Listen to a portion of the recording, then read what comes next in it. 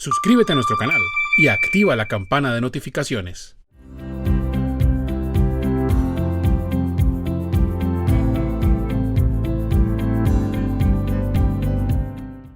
¿Cuáles son las diferencias entre identificación y evaluación de las amenazas de acuerdo con el Código de Ética Internacional?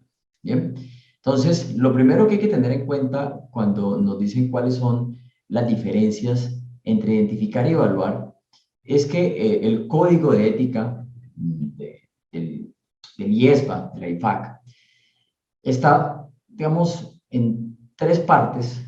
Una de ellas es la parte A, donde nos indica que debemos establecer, digamos, identificar unas amenazas, establecer unas salvaguardas, pero cuando identificamos las amenazas puede que algunas no sean de importancia relativa, no sean materiales, no sean tan relevantes. Entonces, ahí decidimos qué tanto esfuerzo debemos invertir en definir esas salvaguardas. Entonces, ¿qué significa identificar las amenazas? Básicamente lo que vamos a hacer es establecer cuál es la situación y asociar a los principios fundamentales.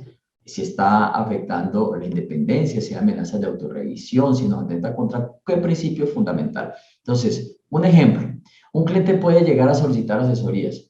Yo previamente debo identificar cuáles son las amenazas. Entonces, digo, bueno, mis clientes pueden llegar a solicitar asesorías como revisor fiscal sobre diferentes temas que tengan que ver con la función del administrador. Entonces, yo me pregunto, esta situación, o sea, esta situación de que me soliciten consultorías o asesorías, ¿afecta algún principio fundamental? Ahí estoy identificando si hay una amenaza o no. La respuesta, ¿cuál sería? Entonces, sí, puede tener una amenaza de autorrevisión, porque después yo voy a tener que auditar.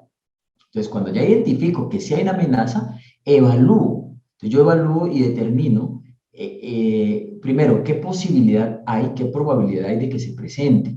Si este cliente en algún momento, dependiendo de su tamaño, dependiendo de su estructura, si tiene o no asesores, me puede llegar a hacer estas preguntas, entonces establezco que hay una probabilidad de que se presente. ¿Bien? ¿Y qué impacto tendría? Entonces, depende de las consultas que me hagan. Entonces, si son consultas que son relacionadas con mi trabajo, con la auditoría, con las cifras, yo puedo llegar a responderlas sin ningún inconveniente. Pero si son consultas sobre decisiones administrativas, no. Entonces, miren lo que hago.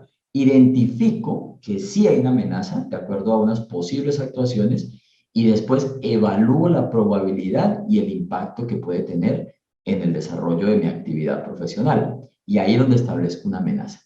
Puede ser que alguna situación en particular no constituya una amenaza, entonces yo identifico que no hay ninguna amenaza y no desarrollo ninguna salvaguarda. Entonces son dos cosas importantes, identificar y después evaluar en la medida de la probabilidad de que ocurra y el impacto.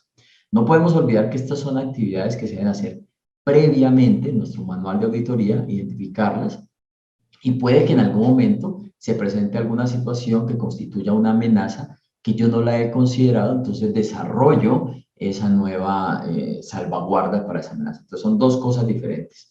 ¿Cuál es nuestra obligación entonces? Hacer ese trabajo para poder identificar situaciones que pueden generar amenazas. Y asimismo, antes de efectuar los compromisos de auditoría, desarrollar los compromisos de auditoría, determinar cuáles son las salvaguardas dependiendo de la probabilidad de que ocurra y el impacto que tiene al momento de la ocurrencia.